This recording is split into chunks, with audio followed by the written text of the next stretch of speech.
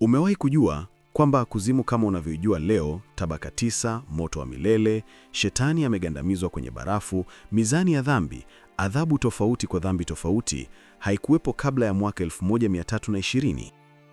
Mtu mmoja jina lake Dante Alighieri, mshairi wa Kiitaliano, aliunda ramani kamili ya kuzimu kwenye kitabu cha ushairi, na kitabu hicho kilikuwa cha kuvutia sana, hata Wakristo walianza kuamini ni ukweli wa Biblia.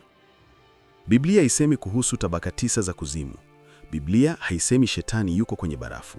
Kila kitu unachofikiria kuhusu kuzimu, muundo wake, jinsi inavyofanya kazi, ilitoka kwa mtu mmoja, si kwa Mungu, si kwa Biblia, bali kwa mshairi. Kwanza kabisa, nitoe angalizo. Wale wa kupanic, naomba mkae karibu na dawa zenu za presha kabisa. Leo, sitakwambia tu hadithi ya Dante's Inferno. Nitakwambia jinsi kitabu cha ushairi kilivyobadilisha imani ya Kikristo milele. Nitakwambia Biblia ya kweli inasema nini kuhusu kuzimu na jinsi ilivyotofautiana na Dante. Nitakwambia kwa nini Dante aliunda kuzimu hii. Ni kisasi cha kisiasa, ni theology au ni ubunifu wa kisanaa? Nitakwambia tabaka 9 za Dante, kila tabaka lina nini, nani wako huko na kwa nini. Na utajua jinsi kitabu kimoja kilivyounda dhana ya kuzimu ambayo dunia nzima inaamini hadi leo. Kaa hadi mwisho, hautajutia muda wako. Lakini kabla hatujaanza safari hii ya kushangaza ndani ya kuzimu ya Dante, kwanza ni washukuru wote mnaotufuatilia kwa kila siku, na ikiwa wewe ni mgeni hapa, tafadhali subscribe. Asante. Sasa twende ndani ya kuzimu ya Dante Alighieri. Kwanza, hebu tuone huyu Dante ni nani? Kabla hatujaenda kuzimu, lazima tujue nani aliunda kuzimu hii. Dante Alighieri alizaliwa Florence, Italy, mwaka 1265 AD. Alikuwa mshairi, mwanasiasa na mwandishi. Aliishi wakati wa mapigano makubwa ya kisiasa huko Florence, kati ya Guelphs na Ghibellines, makundi mawili ya kisiasa yanayopigania uongozi. Dante alikuwa Guelph, kikundi kilichounga mkono Pope, yani Papa. Lakini hata ndani ya Guelphs kulikuwa na mgawanyiko. White Guelphs waliotaka uhuru kutoka kwa Pope na Black Guelphs waliotaka Pope awe na nguvu zaidi. Dante alikuwa White Guelph. Mwaka 1302, Black Guelphs walishinda vita na Dante alifukuzwa kutoka Florence. Aliambiwa kama atarudi Florence, atachomwa moto hai. Dante alikaa uhamishoni kwa miaka 19 hadi kifo chake mwaka 1321. Alihama mji kwa mji, Verona, Ravenna, akiishi kwa wafadhili ambao walimpa makazi. Wakati huo uchungu, unyonge na siasa ya kisasi, Dante aliandika kazi yake kubwa zaidi inayoitwa La Divina Commedia, The Divine Comedy. Kitabu hiki cha Dante kina sehemu 3. Sehemu ya kwanza, Inferno, yani kuzimu. Sehemu ya pili, Purgatorio, yani purgatory, mahali pa kusafishwa. Na sehemu ya 3, Paradiso, yani mbinguni.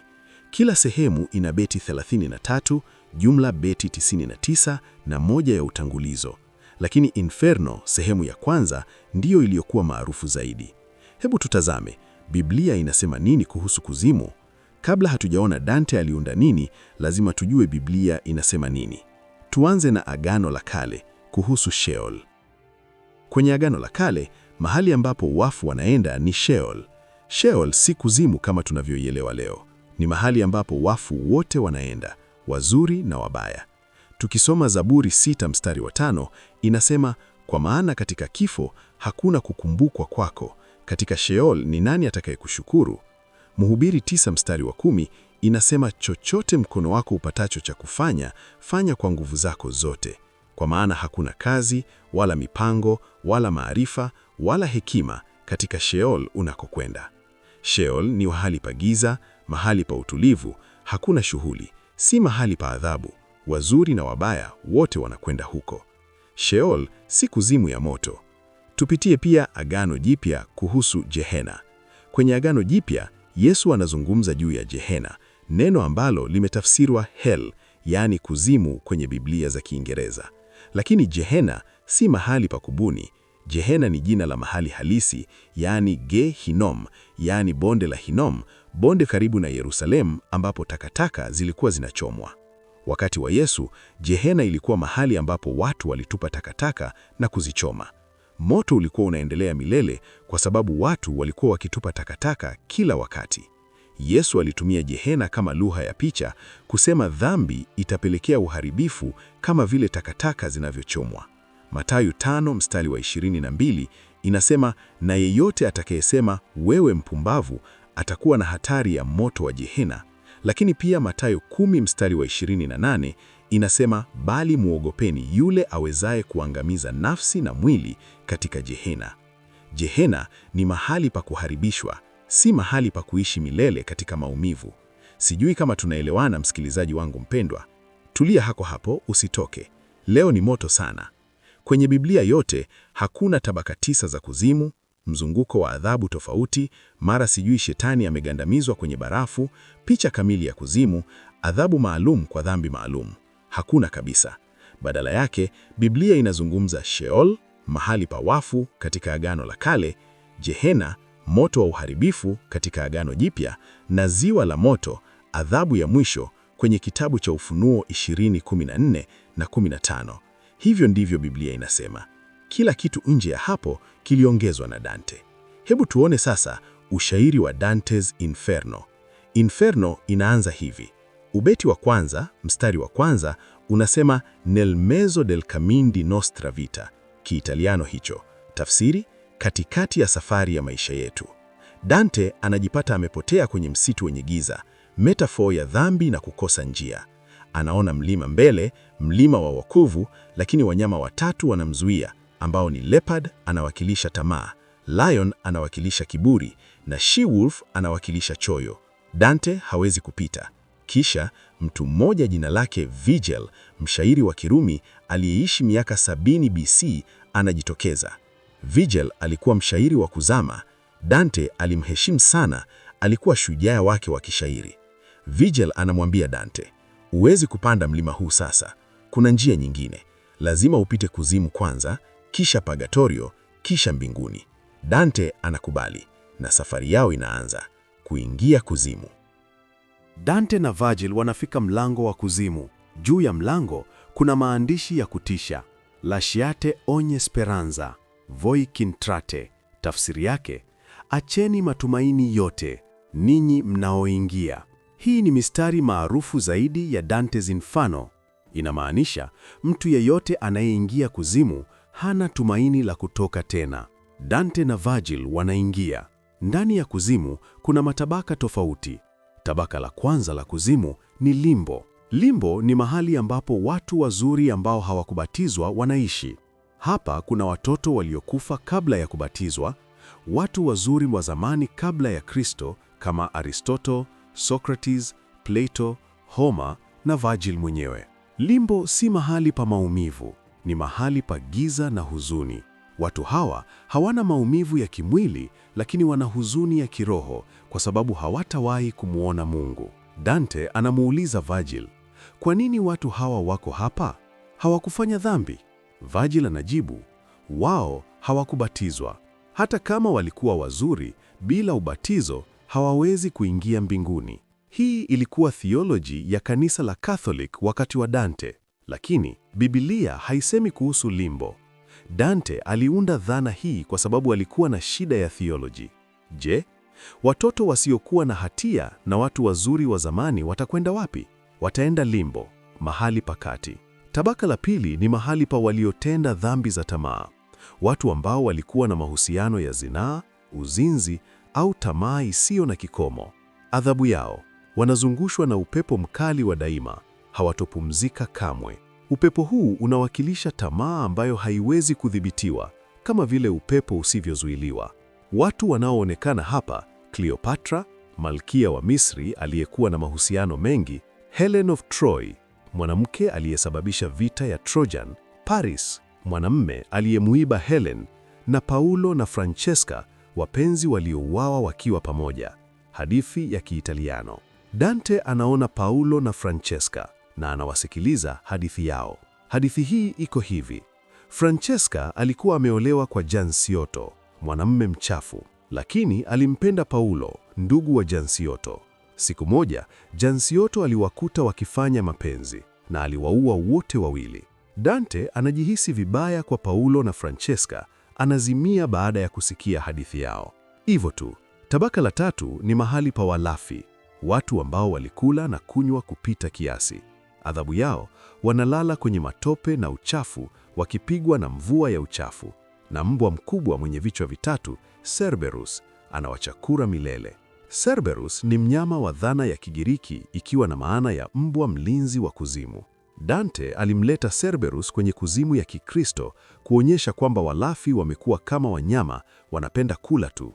Tabaka la nne ni mahali pa wenye tamaa, watu ambao walipenda mali zaidi ya kila kitu. Hapa kuna watu walioweka akiba kupita kiasi na watu waliotumia mali kwa upuuzi. Adhabu yao, wanasukuma mawe makubwa, mzunguko wa milele. Kikundi kimoja kinasukuma mawe kuelekea upande mmoja na kikundi kingine kinasukuma kuelekea upande mwingine. Wanapokutana, wanapigana, kisha wanarudi na kuanza tena. Hii ni adhabu ya kuonyesha kwamba tamaa haifikii popote. Tabaka la tano ni mahali pa wenye hasira, watu ambao waliishi kwa hasira na chuki, wako kwenye ziwa la matope lenye maji machafu. Adhabu yao, watu wenye hasira ya wazi wanapigana chini ya maji milele. Watu wenye hasira ndani wanalala chini ya maji kunywa maji machafu. Hapa Dante anamuona mji unaojulikana kama Dis, mji wa kuzimu ya chini, sehemu yenye dhambi kubwa zaidi. Tabaka la sita ni mahali pa makafiri, watu waliokataa imani sahihi. Adhabu yao, wamefungiwa kwenye makaburi ya moto. Hapa kuna Pope Anastasius na wengine ambao walikuwa na imani za ulongo. Mpaka hapa ifahamike kuwa tunanukuu shairi au kitabu cha Dante na siyo Biblia. Tuko sawa? Vizuri. Tabaka la saba ni mahali pa waliotenda dhambi za jeuri. Tabaka hili limegawanyika kwenye sehemu tatu. Sehemu alif, jeuri kwa watu wengine, watu walioua au kuwaumiza wengine. Adhabu, wamezama kwenye mto wa damu unaochemka. Kina cha damu kinategemea dhambi. Wauaji, damu hadi shingoni. Wadhalimu, damu hadi machoni. Watu waliopo hapa ni Alexander the Great, Attila the Hun na wadhalimu wengine. Sehemu B, jeuri ya kujiua. Watu waliojiua, adhabu, wamebadilika kuwa miti. Hawapo tena kama binadamu. Harpies, mbegu wenye nyuso za wanawake, wanakula majani yao, na kila wakati wanapokula, watu hawa wanahisi maumivu. Hii ni adhabu kwa sababu walijiua, kwa hiyo wamepoteza miili yao, sasa ni miti tu. Sehemu K, watu waliolaani Mungu. Adhabu, wamenyooshwa kwenye jangwa la moto wakipigwa na mvua ya moto. Mashoga na wasagaji, watu wa homosexuality, wanatembea kwenye jangwa la moto milele. Watu waliotumia fedha vibaya wamekaa kwenye jangwa la moto, fedha zikining'inya shingoni mwao. Tabaka la nane limegawanyika kwenye sehemu 10. Kila tabaka lina aina tofauti ya wadanganyifu, wanaohonga na wafutaji, watu waliohonga wengine kufanya dhambi za kimapenzi. Adhabu, wanapigwa na mijeledi na pepo. Wanaosifu kwa udanganyifu ili kupata faida, wamezama kwenye uchafu wa binadamu. Watu waliouza nafasi za kanisa au zawadi za kiroho kwa pesa, wamewekwa kichwa chini kwenye mashomo na miguu yao inawaka moto. Pope Nicholas wa tatu yuko hapa. Watu waliojaribu kuona siku zijazo kwa uchawi, kichwa chao kimegeuzwa nyuma, wanatazama nyuma wakitembea mbele. Hii ni adhabu kwa sababu walijaribu kuona siku zijazo, sasa hawawezi kuona mbele. Wasiasamori waliopora wamezama kwenye ziwa la lami moto. Watu waliojionyesha kuwa watakatifu lakini walikuwa wabaya, wanavaa mavazi ya dhahabu lakini ndani yake ni orosasi. Mavazi ni mazito sana, wanatembea upole wakiwa na maumivu. Wezi wanawauma nyoka na wanawabadilisha kuwa nyoka, kisha nyoka wanabadilika kuwa watu tena. Watu waliotoa ushauri mbaya kwa wengine wamefungwa ndani ya miali ya moto. Hawawezi kuonekana wazi, ni moto tu. Hapa kuna Ulysses, shujaa wa Kigiriki. Wanaosababisha mgawanyiko wamepasuka, miili yao imechinjwa. Shetani anawapiga kwa upanga kila mzumbuko. Hapa kuna Mtume Muhammad. Dante alimweka hapa kwa sababu alikuja na dini tofauti na Ukristo na akagawa watu. Naomba nitoe angalizo hapa ndugu zangu. Mimi nimenukuu kitabu cha Dante na ifahamike kuwa kitabu hiki sijakiandika mimi. Hivyo ikitokea umejisikia vibaya, mimi sihusiki na uwezo wako wa kudhibiti hisia zako. Asante. Watu waliotengeneza sauti za uongo, fedha za uongo na utambulisho wa uongo wana magonjwa, ukoma, homa na maumivu milele. Tabaka la 9 na la mwisho ni Cocytus, yaani ziwa la barafu. Hapa kuna watu waliosaliti, dhambi kubwa zaidi kwa Dante. Cocytus imegawanywa katika sehemu 4. Watu waliosaliti familia zao wamegandamizwa kwenye barafu hadi shingoni. Hapa kuna Cain aliyemuua Abel, ndugu yake. Watu waliosaliti nchi zao wamegandamizwa kwenye barafu hadi usoni. Watu waliosaliti wageni au rafiki wamelala nyuso juu kwenye barafu, macho yao yamelemewa, machozi yanaganda kuwa barafu. Sehemu ya mwisho, mahali pa uhaini mkubwa zaidi, uhaini kwa wale waliokufanyia wema. Adhabu, wamegandamizwa kabisa kwenye barafu, hawazungumzi, hawaoni. Hebu tuone Lucifer, Satan, mfalme wa kuzimu kulingana na ushairi wa Dante. Katikati ya Cocytus, Lucifer, Satan, Ibilisi, amegandamizwa kwenye barafu. Dante anamwonyesha hivi: mwili mkubwa, bonge la dubwana, nusu yake amegandamizwa kwenye barafu. Vichwa vitatu, kila kichwa kina rangi tofauti. Kichwa cha katikati chekundu kikiashiria chuki, kichwa cha kushoto njano na nyeusi kikiashiria udhaifu, kichwa cha kulia rangi imefifia kikiashiria ujinga. Mabawa makubwa ya popo hayatumiki na hawezi kuburuka. Analia milele, machozi yanaganda kuwa barafu zaidi. Katika kila mdomo wake ana mtu. Kichwa cha katikati anakula Judas Iscariot aliyesaliti Yesu. Kichwa cha kushoto anakula Brutus, mmoja wa waliomuua Julius Caesar. Kichwa cha kulia anakula Cassius, mwingine aliyeua Caesar. Tuliendi tu, wasikilizaji wangu. Mwishoni kuna jambo zuri. Baki tu hapa hapa. Dante na Virgil wanapanda juu ya Lucifer kupitia mwili wake na kutoka kuzimu. Sasa, hebu tuone ni kwa nini Dante aliunda kuzimu hii. Sasa swali ni kuwa, kwa nini Dante aliunda kuzimu hii? Sababu kuu ni 3. Sababu ya kwanza ilikuwa kisasi cha siasa. Dante alifukuzwa Florence na maadui wake wa kisiasa. Kwenye Inferno, Dante aliwaweka maadui wake wote kuzimu. Pope Boniface VIII, ambaye alisaidia kufukuza Dante, yuko kwenye trench ya Simoniacs wauza utakatifu. Dante alitumia Inferno kama njia ya kulipiza kisasi, kuwaonyesha maadui wake wako wapi baada ya kufa. Sababu ya pili ilikuwa mafundisho ya theolojia au dini. Ifahamike kuwa Dante alikuwa Catholic mwaminifu sana. Alikuwa anataka kufundisha theology kwa njia ya hadithi. Alikuwa anataka kuonyesha kila dhambi ina adhabu yake. Dhambi kubwa inamaanisha adhabu kubwa. Uhaini ni dhambi kubwa zaidi. Sababu ya tatu ilikuwa ubunifu wa kisanaa. Dante alikuwa mshairi mkubwa. Aliamua kuandika ushairi utakaofikia Shakespeare na alifanikiwa. Dante's Inferno ni mojawapo ya vitabu vya sanaa kubwa zaidi ilivyoandikwa duniani na uandishi wake ni wa kipekee. Na sasa tuone jinsi Dante aliiathiri dunia. Dante's Inferno ilisambaa kwa kasi kubwa. Kwa miaka ya 1400 hadi 1600, watu walianza kufikiria kuzimu ya Dante ni ukweli wa Biblia. Sanaa ya Renaissance, michoro ya kuzimu, zilitengenezwa kulingana na Dante. Botticelli mwaka 1445 hadi 1510, msanii mkubwa wa Renaissance, alichora picha kulingana na ushairi wa kitabu cha Dante, yaani Inferno.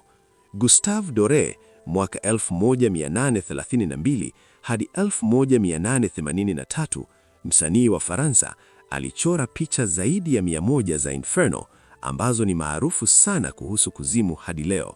Wakristo walianza kusema, ukitenda dhambi utakwenda kuzimu ya Dante.